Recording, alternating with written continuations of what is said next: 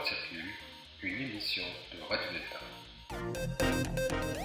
Eh bien, bonjour, nous sommes aujourd'hui en direct du temple Franklin Roosevelt de la Grande Loge de France pour l'émission La parole circule et j'ai le plaisir et l'honneur de recevoir Jean-Claude Joly, président du congrès Île-de-France de la Grande Loge de France. Île-de-France et autre chose. Hein, Île-de-France, Outre-mer et Orient éloigné. Voilà, Île-de-France, Outre-mer et Orient éloigné. Et Orient éloigné, c'est donc la Seine-Saint-Denis et donc nous sommes ici à l'occasion de la sortie, de l'apparition d'un livre que j'ai entre les mains, là, qui s'appelle donc Les trésors secrets de la bibliothèque de la Grande Loge de France, livres et manuscrits. Jean-Claude Joly, donc vous m'avez confié cet ouvrage remarquable il y a quelques jours. Alors, comment en est venue l'idée et de quoi il retourne en fait avec ce livre? Alors l'idée est une idée bien particulière qui nous est parvenue, je dirais, il y a maintenant, il y a bien 4 ans hein, quand même, à l'occasion d'une discussion avec notre regretté François Rognon, l'ancien bibliothécaire à la Grande Loge, qui avait dans son bureau un stagiaire qui était présent, qui l'aidait donc sur diverses activités de la bibliothèque. Et notamment, ce stagiaire avait fait un travail en ce qui concernait le récollement des livres anciens que nous avons et qui étaient déposés aux archives, et non pas à la bibliothèque, mais aux archives de la Grande Loge. Donc dans un lieu qui était pas ouvert à beaucoup de personnes, bien évidemment. Et dans des coffres bien fermés à clé se trouvaient un peu plus de 200 manuscrits et livres originaux des éditions 18e, 19e siècle. Et l'idée, en discutant avec ce stagiaire et avec François, était de dire mais pourquoi est-ce que nous ne ferions pas un catalogue? Nous avons réuni un petit groupe de frères qui ont travaillé sur le sujet, qui étaient des spécialistes, bien sûr, des livres anciens.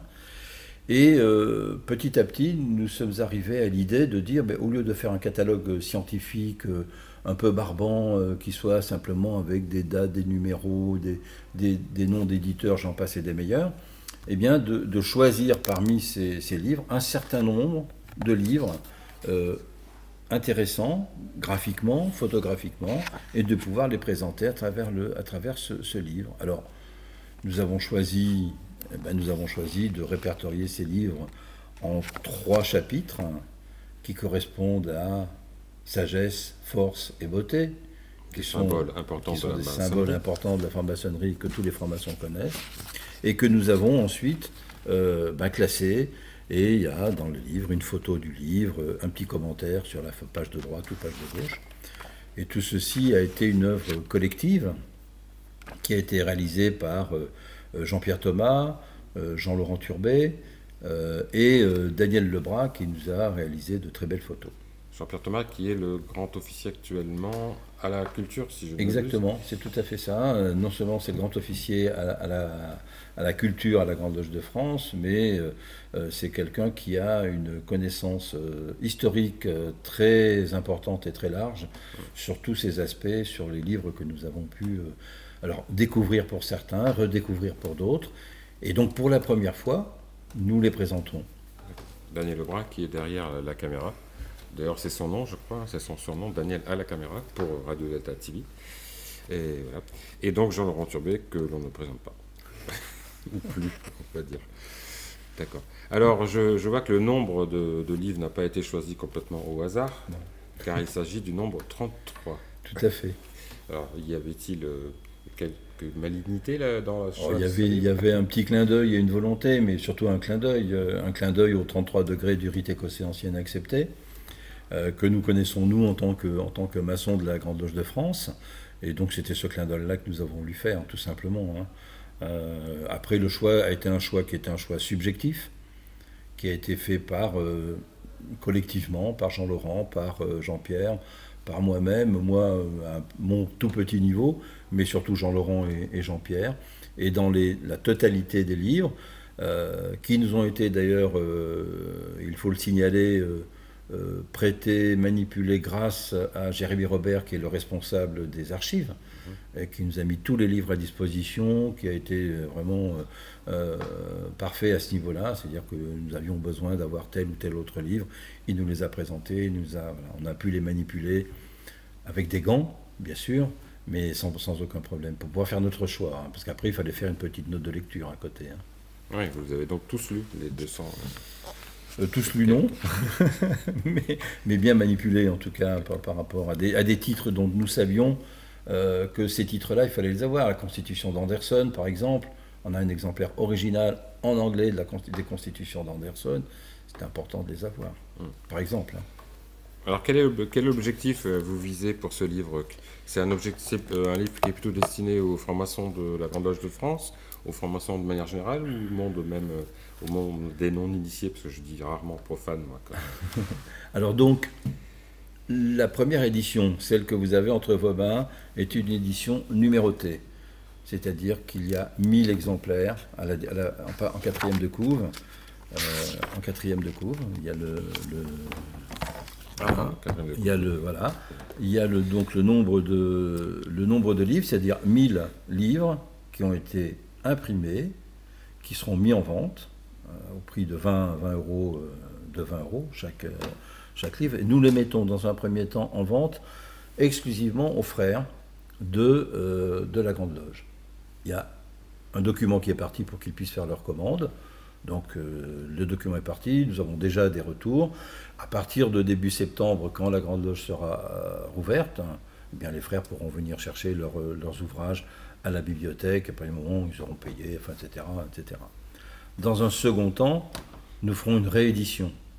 Cette réédition ne sera plus numérotée, mais cette réédition sera mise en vente à des profanes, enfin des non-initiés, la raison de dire, plutôt que des profanes, des non-initiés. Elle sera mise en vente. Pourquoi? Parce que c'est l'occasion de pouvoir avoir un document qui présente un peu les trésors que nous avons à la Grande Loge de France, parce que ce sont vraiment des trésors, ce sont des livres originaux, pour des bibliophiles, pour des gens qui sont intéressés sur les livres anciens, c'est quand même tout à fait intéressant. Donc de les voir, ceux que nous avons sélectionnés, à la fin du livre, il y a la liste, la totalité, la liste de tous les autres, de tous les 200 et quelques, 60 et quelques livres, hein, qui sont en bas. Alors effectivement, ça c'est à aujourd'hui, parce que il y aura d'autres ventes, il y aura d'autres possibilités pour la Grande Loge de racheter auprès de certaines ventes aux enchères des originaux ou de les récupérer, ça peut arriver aussi. Hein. Oui, c'est également la chance d'ailleurs de voir ces livres qui sont fragiles et que je présume ne sont pas accessibles généralement au public, ni même aux maçons. Alors ce que nous ferons, je pense, avec l'autorisation du musée Archives-Bibliothèque, l'autorisation de Max Aubrun, qui en est le responsable aujourd'hui, mais celle du grand maître, très certainement une exposition dans l'atrium de la Grande Loge, dans laquelle nous pourrons exposer des livres. Alors, c'est vrai qu'on ne peut pas les manipuler, on les aperçoit à travers une vitrine. Bon, c'est déjà ça. Par la suite, éventuellement, et sous certaines conditions que nous n'avons pas encore déterminées ni définies, il y aura peut-être une possibilité pour des chercheurs d'avoir qu'on puisse leur sortir 1 ou 2 exemplaires. Mais ce n'est pas encore décidé, ce n'est pas encore fait, ce n'est qu'une supposition. Ouais. D'accord. En tout cas, c'est une bonne occasion de voir ces livres, parce que enfin, moi, je me souviens d'avoir pu descendre une fois dans les archives. C'est quand même assez impressionnant. Hein. On n'a pas l'impression qu'il y ait tout ça. D'abord, il faut descendre très bas, dans la terre nourricière. La protection de ces ouvrages est extrême. Hein. Il y a des portes blindées. Tout à fait. On voit qu'il y a moult précautions qui les entourent. Et je pense qu'il y a plus de trésors encore que ça. Donc peut-être que ceci préfigure le début d'une longue série, non? Eh bien, c'est ce que nous espérons. Les archives de la Grande Loge, ce sont les archives des loges de la Grande Loge de France. C'est-à-dire que chacune des loges, à Paris, ou peu importe, peut déposer au sein des archives ses propres archives, si elle en a. Moi, ma loge, par exemple, a déposé ses archives qui sont en bas, au lieu que ça traîne chez un secrétaire, un autre secrétaire, etc., puis que ça finisse par se perdre. Ça finit sur un marché ou plus. Par exemple. Aux archives se trouvent quand même toutes les archives russes qui ont été récupérées, qui concernent la Grande Loge de France et qui sont aux archives qui sont en bas, qui servent à des chercheurs ou des chercheuses, peu importe, initiés ou non initiés, qui ont besoin de faire une recherche sur cette période-là, par exemple. Après un rendez-vous, après avoir effectivement passé tout un tas d'étapes, on peut leur montrer ces archives et pouvoir les regarder. Les archives des loges sont intéressantes. Quand une loge fait son jubilé, un anniversaire de loge, de création de loge, eh bien, il est possible de demander aux bibliothécaires et à Jérémy Robert aux archives de sortir les archives de la loge et de les mettre en exposition au sein de la bibliothèque le jour, par exemple, de l'anniversaire de telle ou telle loge. Ça, c'est un élément tout à fait intéressant, parce que les frères peuvent voir, ah ben oui, voilà, il s'est passé ça, il s'est passé ci, avec les livres d'architecture, lorsqu'ils sont là. J'ai un exemple de livre d'architecture remarquable, c'est celui de la loge la 133, la Justice, qui a conservé des choses extraordinaires sur la période, par exemple, de la Commune. Ah ouais. Les livres d'architecture sont là, ce sont des originaux. Et ils sont superbes, hein, quand même. C'est vraiment, voilà. Et bien sûr, il y a cette possibilité d'avoir ces livres, de temps en temps, que l'on peut sortir avec des autorisations spéciales et particulières. Donc, cet ouvrage sera, est en commande pour les formations de la Grande Loge de France. Il sera distribué à partir de septembre. Et à quel horizon, donc, il sera disponible pour le grand public? Alors, à mon avis, nous avons imprimé 1000 exemplaires numérotés. Je pense que les 1000 exemplaires seront très rapidement vendus. Assez vite, oui. Parce qu'il y a une commande qui est déjà... On reçoit déjà les commandes, les demandes des frères, des loges. Ça commence déjà à arriver. Bon, là, c'est la période des vacances, mais au mois de septembre, nous avons 2 manifestations. L'une qui est la session du congrès de rentrée de septembre du congrès Île-de-France, Outre-mer, Orient éloigné. Donc les frères vont venir en présentiel ici, mais le lendemain et le surlendemain, c'est la date du convent qui se passe à Bercy. Donc pendant ces 3 journées d'événements, nous aurons une mise en vente directe, cette fois-ci, des exemplaires, et les frères pourront les acheter directement. Ah oui, ce qui veut dire que je pense que les 1000 exemplaires partiront assez rapidement. Oui, parce qu'un convent, c'est combien de personnes? Un convent, c'est 600-700 personnes quand même. Hein. Donc ça va vite. Hein. Et je pense que les frères sont intéressés quand même par... Les premiers retours que nous avons sont des retours très positifs. Hein. Et puis la Grande Loge de France, c'est combien de membres actuellement? 33 000 membres. 33 000 pour 33 livres, c'est pas mal. Et donc cet ouvrage sympathique et magnifique a également une très jolie couverture qui, je crois, a été faite par un frère. Alors, c'est par notre très respectable frère Jean-Manuel Régnier, qui est le grand trésorier de la Grande Loge de France, mais qui a d'autres cordes à son arc, puisque sur un original que nous avons retrouvé, nous lui avons demandé de refaire, comme il l'a fait à l'encre de Chine, la couverture, la page de couverture. Donc c'est lui qui l'a réalisé. Donc un grand merci à Jean-Manuel. Un grand merci aussi à d'autres qui ont participé, comme Christian Ribado-Dumas, qui a été au départ du projet, qui nous a toujours soutenus. On a remercié le photographe, mais on a remercié aussi un autre photographe, et celui qui a fait le récollement de tous les livres, qui est Wei Shen Kong, qui est celui qui était le stagiaire à l'origine du livre, au départ. C'est toujours un stagiaire voilà. Dans l'histoire. Ah ouais, tout à fait. Et puis l'association Architecture et Patrimoine Maçonnique, qui est l'éditeur du livre. Voilà. Je pense que je n'ai oublié personne. Non, apparemment, en tout cas, c'est dans la rubrique. Le grand secrétaire, bien sûr, Maurice Roquia avec le grand maître, Maurice Roquia, qui a pu donner le feu vert.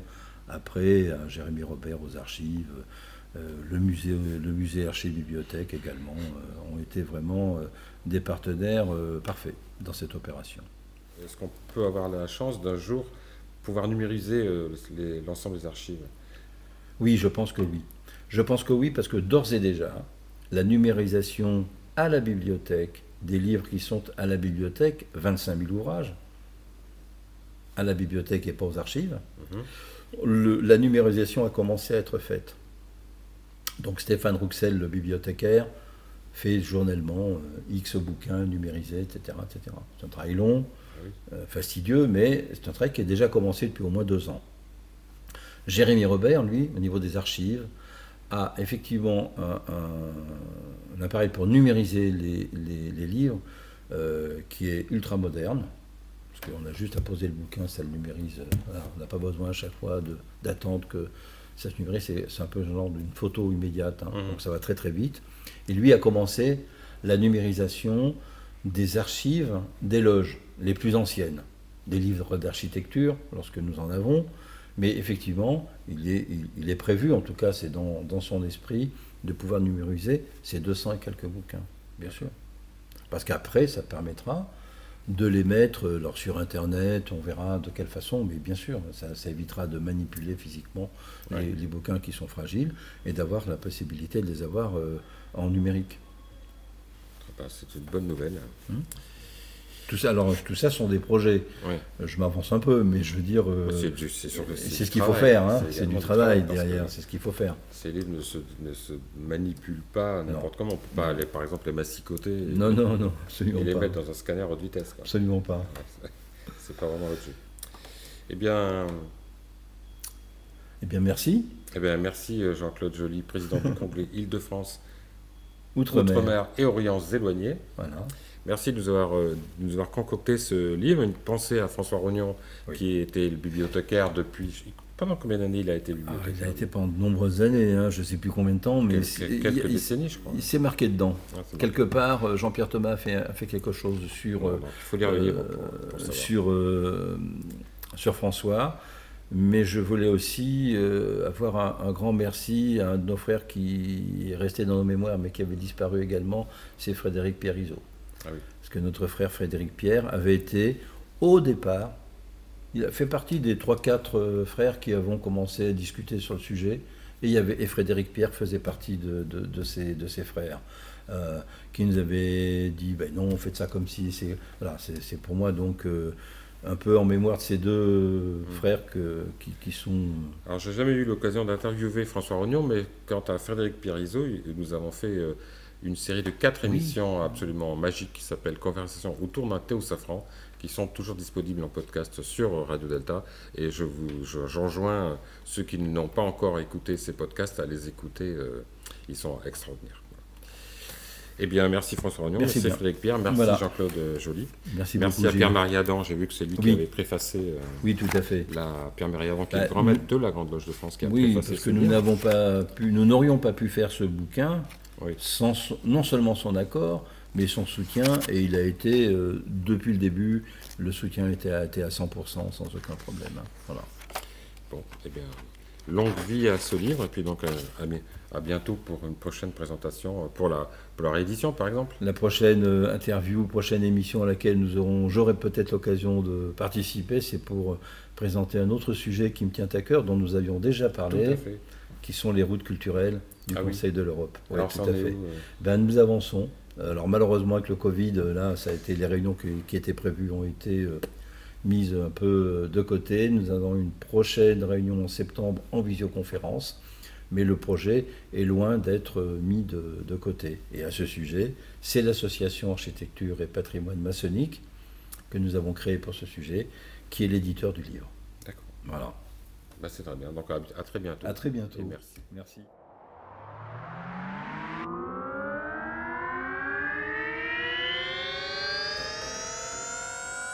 La parole circule, une émission de Radio Delta.